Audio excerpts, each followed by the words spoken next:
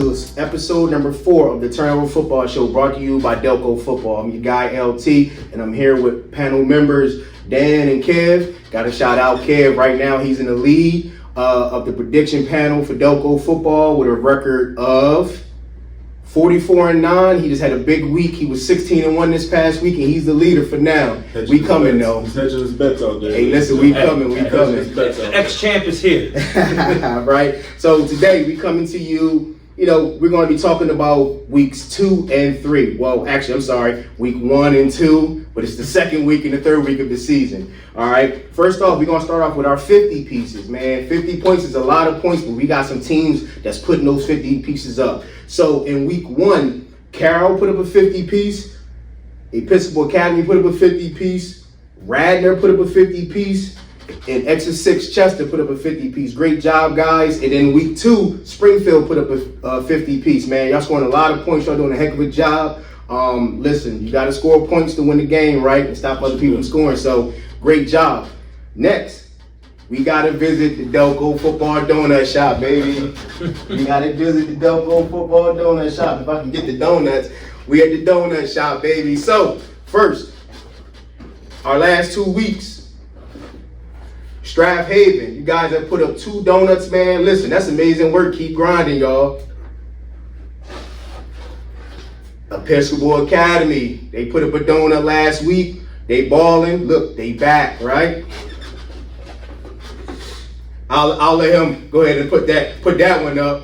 Bonner. Listen, the Friars. They ball and they put up a donut. Was that last week? AP busting through, baby. Y'all got y'all big victory, 41-0 victory. Good job. Y'all put up a donut. The Jags, Garnett Valley. Y'all bust through in the win column, putting up a donut last week against Harrington. And this one, listen, impressed.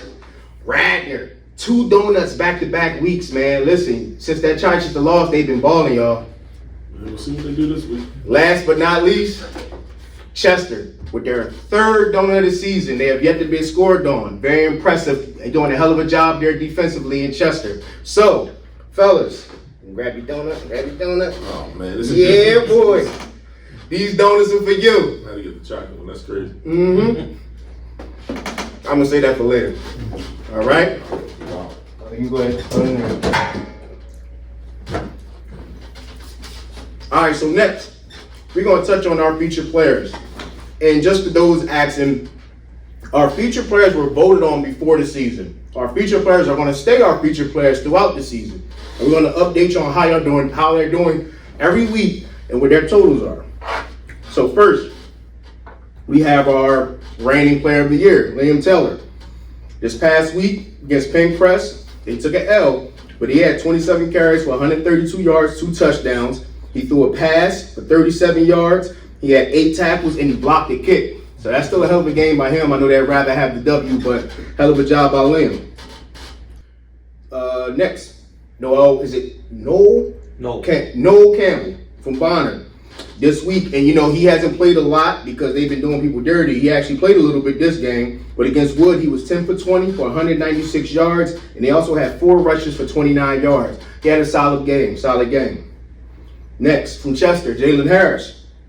He had 11 carries on the ground for 74 yards and 3 touchdowns against Northeast. Passing-wise, he was 4 for 8 for 79 yards, and he also had 2 tackles and 2 pass defenses. And last, Brett Wolski. Tough game for them against Ridley, but he had 12 carries for 80 yards. He had 2 receptions for 32 yards, and he probably was going to feel a little too much on defense because he had 14 tackles. He had a heck of a game defensively. So those are our featured players. Those are going to remain our featured players. And listen, keep grinding, fellas. We're going to keep following you and watching what you're doing, reporting on how you guys are doing. Keep up the great work. All right? So, with that being said, we're going to talk a little bit about big-time performances so far this season or just this past week. And, one comes to mind for me, and I've seen his name a lot, the kid Ty Madison from Archbishop Carroll. And I don't have his stats from this past week, but I think he still scored 1 or 2 touchdowns. But the kid had 7 touchdowns going into week 3. Crazy. And listen, off of 11 touches. So the kid's obviously a home run hitter. I think he broke school passing record, receiving record, 185 yards in one game. That's a hell of a game. So he's definitely should be on your radar, as far as big players in the county. You guys got anybody come to mind? Yeah, I do. Of course, mine comes from home at Strathaven with Landon Barlow for the season. He's got 38 carries, 6 touchdowns on 265 yards. And he's a monster on defense as well. He's in on a bunch of tackles. I don't have his tackles numbers right now. But he's just been standing out, leading the charge for a Haven team who wasn't sure what they really had coming into the season. Okay. You got to thank Chichester's Maurice Danzler. They're 3-0 at this point, and it's a lot to do with him. This past week, he had 24 carries for 176 yards, 2 touchdowns. I mean, the kid has 9 touchdowns on the season, and he's a junior, so he been running that rock. Kev, you got anybody? Yeah, we're going to go with the PCL, the O'Hara Lions, number 3, Homage. Hey, he's been putting up some big numbers. Last week, he had 33 carries for 196 yards, 3 touchdowns, and a 17-14 winner against Ryan. For the season, he has 477 yards, 10 catches, and 6 total touchdowns. Right. So that's 3 games. Kid's going to be impressive, putting up some big numbers early. Keep it up, man. All right, and that's the Goins kid. Goins. Listen, if we saying it wrong, let us know how to say it right, big guy. Keep balling, though. Very impressive. I got to go to Inneborough, man. Listen, tough games, tough. They taking some L's, but listen, Mamadou Rogers been balling. Yes, man. he has. This kid, last game, 19 carries for 231 yards at the quarterback position. He had a couple passes he completed for 26 yards, but he had 2 touchdowns. The week before, 18 carries for 123 yards. A lot of production from him. Just get a little support. Maybe they can bust through and get a W, man.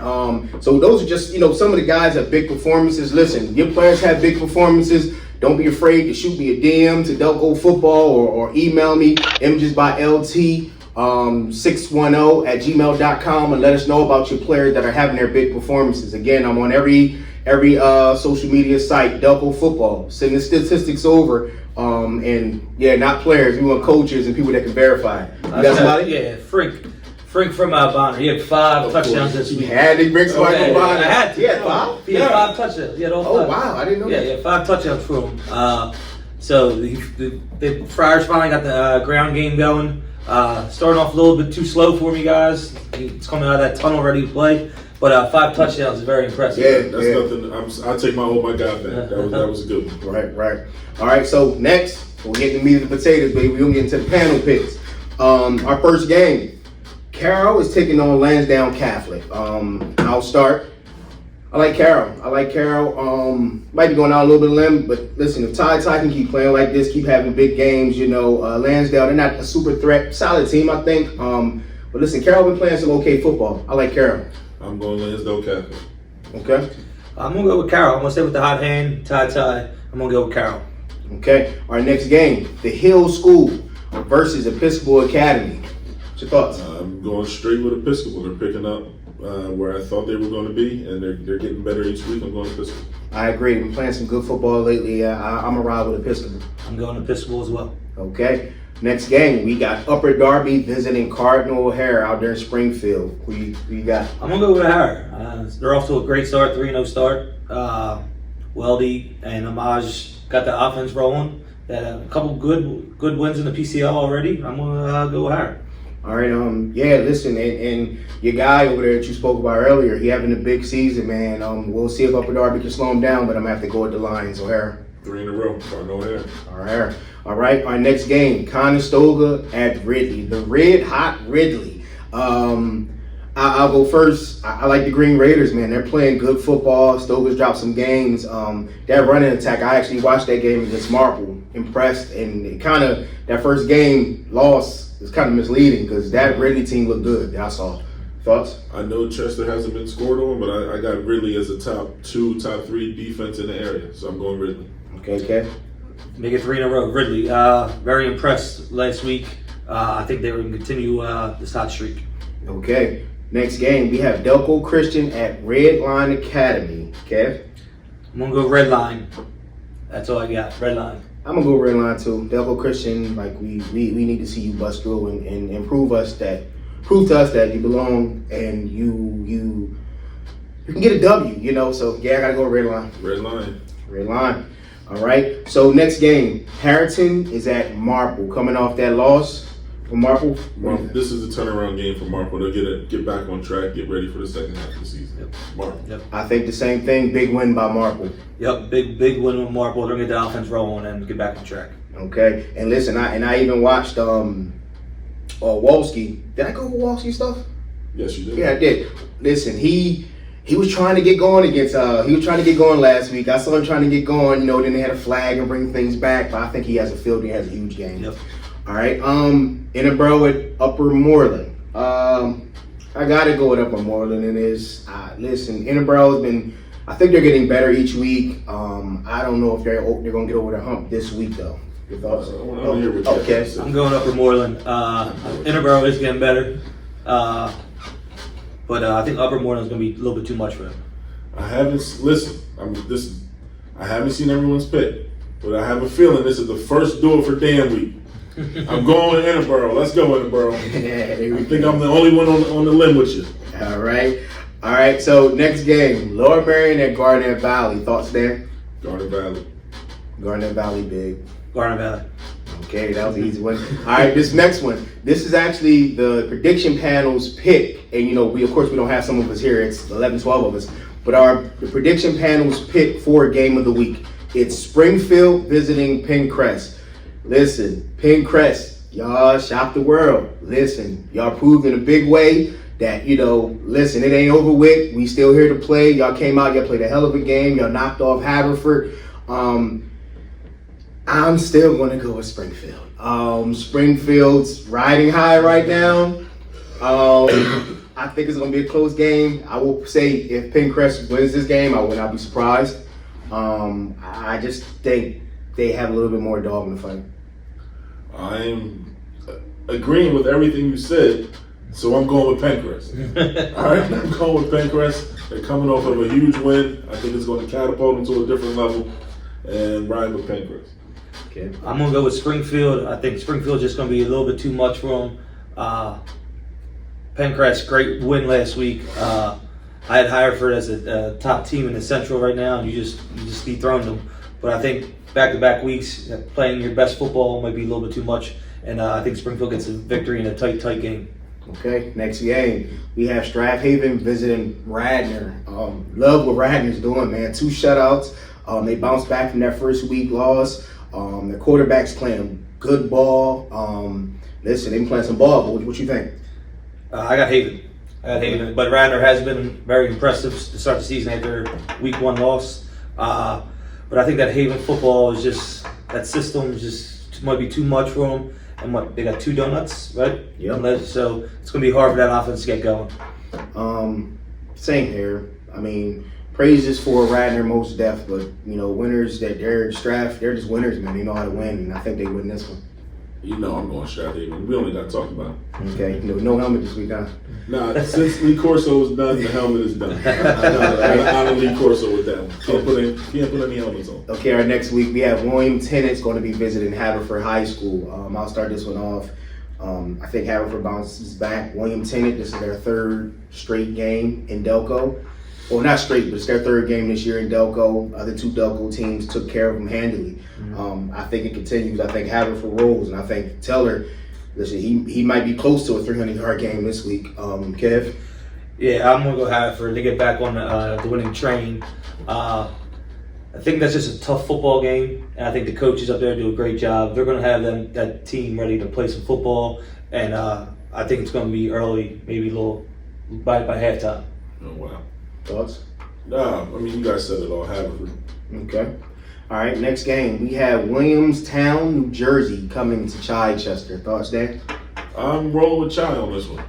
They're 3-0, and they're doing their thing, and Coach Craig over there has them going in the right direction. Going with Chi. Okay. Myself, I'm gonna go with Chi too. I know Williamstown. I've done some studying on them. Looked like a decent program last year. A little middle of the road type team. They lost 2 games that were by a touchdown. But I'm liking Dansler, man. That running game, controlling the ball, controlling the clock, ground and pound. Chi Tried to go 4-0. Okay. Next game, we have Wissahickon visiting Sun Valley. Your thoughts on that one, Dan? This was a tough one for me because it's a second home, but I'm actually going with Wissahickon on this one. I have to agree. Wissahickon just knocked off someone in Delco last week. Interboro. Was it Interboro? Wissahickon just played. They just played someone down here. Right. Wissahickon just knocked off somebody. Tough team. Like I saw them play last year. Haven't seen them yet this year. Their style of play very physical, nice sized kids. I gotta go with Wissahickon. They just beat Carroll. Yep. I'm going Wissahickon as well. Just Wissahickon. Okay, now let me check because we still have voting going on Instagram to see what the Delco football game of the week is by the fan poll, and the results show we got Academy Park visiting Penwood. That has won. I'm going to stop that poll since we got off the air. Rivalry game, and they were leading. I was making sure that was still the game of the week. I like AP. I think they're very talented. Penwood has shown heart. Dropped a couple tough games. I just think Academy Park has a little more firepower and they're a little more talented. Yeah, I'm gonna go AP as well. I think this game is going to be a hard-fought game. You know, it's going to be in the trenches up front. Who's going to win up front? You know, who's going to get the alleys for these athletes to hit the home runs? But it's going to be a very good game. I'm gonna go AP. Okay, rivalry game, man. I think I'm going to try to get there too. Clean sweep again. Academy Park take the win. Okay, Academy Park. And so we have 3 teams that do not have a game. And I've been talking my stuff trying to set up one. But Bonner has a bye, Haverford School has a bye, and Chester's opponent has forfeited and given them the win. Would love to see one of those teams, step up and play Chester, but we'll see. So those are our picks this week. All right. So last thing, our topic. We voted on it. Well, you guys voted on it, and the topic that you chose was public schools versus private schools. Who wants to kick this one off? Well, I guess my question is, what are we asking? Right. Listen, I'm thinking more of, is it fair, or who's better, or it's a lot of directions we can go in this. Right. It's a lot of directions we can go. I'll be the one to say, should they be in different conferences when it comes to playing in the playoffs? I'll throw that out. Right, I'll start that. I'll answer that question. 100% should be completely different. 100%. And we have 6 classifications now, which we don't really need. I think that we can actually go back to the 1 through 4A that we were. I agree with that. And have a public and private 1 through 4A. And not necessarily private. I believe the terminology should be boundary versus non-boundary. Correct. Because there's a whole bunch of charter schools that can pick from, and I used to coach at one, that can pick from the whole state. And you're going against these teams that pick against it in the neighborhood. It's not the same playing field, so why are they playing on the same field? And I think you said a mouthful when you said the same playing field. I think that's how you make things fair. Right.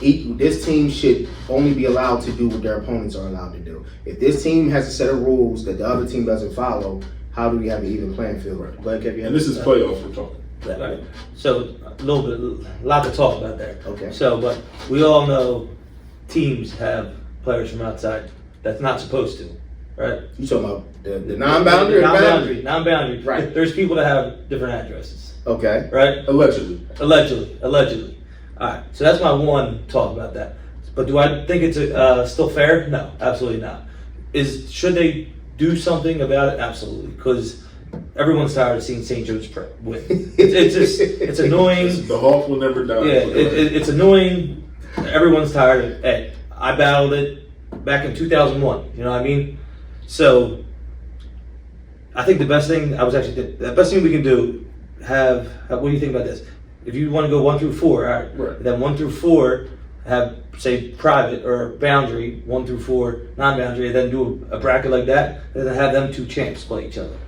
I like that. Sounds perfect. You know what I mean? That I would love for the champions to play. Yeah. So it'd be a public champion, boundary and non-boundary. Champion. Yeah. And then you can have a trophy that says, "Hey, you're the public champion." Public champion. And then you can have the trophy that says, Battle of the Champions. You're the state champion. Right. Like that's what I would like to I see. think that's amazing too, because even when we won the state championship in '99, 2000, we were dying to for a chance to play against Dustin Pachati and C.B. West. Absolutely. Team. Right. You know what I mean? And like you're not allowed to play another week. But like I think champion versus champion would be amazing. Right. That's the only thing, because I'm gonna use your line here. It is what it is right now. Like it is what it is. What it is. Like nothing's gonna change. So the argument is never gonna end until the PIAA decides to do something. But And they're not. And then they're not gonna do something. Just I don't know if it's too much money or what, but they're not gonna do anything. But I don't understand we just why gotta not. keep dealing with it. Because this what we're saying doesn't take anyone out of the PIAA. So now we're not worried about legislature. Right. And also, You know what we I can decrease the number of teams that make the playoffs. Right. Teams that make the playoffs with a losing record at 3-9 Doesn't make sense. That doesn't make sense. Yeah. Like And that's why you go the back playoffs to are four supposed to be a classes. privilege. It's not everyone gets a trophy type deal. Yeah. Exactly. You know what I mean? So you decrease the number of teams, have the public, private, and then have a champion. I think that's, to me, that'd be the awesome thing. 100%. And you bring up a great point, because you said there are boundary schools that have the different addresses. Mhm. I mean, but Allegedly. allegedly. But it comes to a point where when you're in, being a coach for a public school with a boundary for 17 years, like you have to recruit your own kids. Yeah, right. Like For sure. that's crazy. It is You have to Yeah, keep 'em kids out. that live in your district. You have to recruit your own kids to make sure they don't go anywhere, and that's just like it's part of the game, though. It's part of the game now, And that's especially gonna now. happen. But even with that recruiting piece, because someone put up something on social media maybe a week or two ago about the coach that got suspended, Ryan, Archbishop Ryan yeah. coach. And I heard it wasn't the head coach. I heard it was an assistant. Oh, I don't know. Yeah, but I don't know. I don't know. Yeah, I heard don't it- know. I don't know. Just my knowledge of the story, they had some kind of camp. Somebody told the kid to apply here. Now you're suspended for doing that. I honestly believe that in 8th grade, if you're interested in playing in the PCL, there should be an open combine. Go to that combine. Let all the coaches see you. Let all whatever. So now, me as Sun Valley or Strathaven's coach, I know which kids are going. Yeah. Now that cuts out that recruiting. I mean, it doesn't cut it out because I still got to ask you not to go or whatever it may be. But at least now I know coming into my school, you're probably not going to leave me. You know what I mean? Like, make the decisions early. Let's cut all this transfer stuff out, and then Well, that's a whole nother thing. Listen, Transfers. the high school portal is something, boy. insane. Because listen, and I'm not going to say who I spoke to, but I spoke multiple to sports. I spoke to a head coach, man, and talked to him about one of his kids transferring. And he's like, you know when I found out? And I was like, when was that? When I saw it on social media. Right. And I was just like, ooh, like, for the kid, the parent not to say anything, it's becoming a business. But that high school transfer portal is rough, boy. And I'm not saying I'll don't go also anywhere. say this though: the PCL from when back in 2000 to now is totally different. Right. Like back in 2000, it was just prep and pretty much just prep. And then I'm sure there's other guys that had a guy here or there, not the whole team. You know what I mean? Right. Now, the whole PCL is just out of control. With you got prep in 4 states. You know what I mean? Ain't no one can deal with that. No, But it's not right. they do need to do something, but the Catholic League has gotten pretty crazy with it. Right. Yeah, so any other thoughts on that? A lot, but we don't have time. Yeah, a lot of time. Listen, thanks for tuning in. Oh, well, go ahead.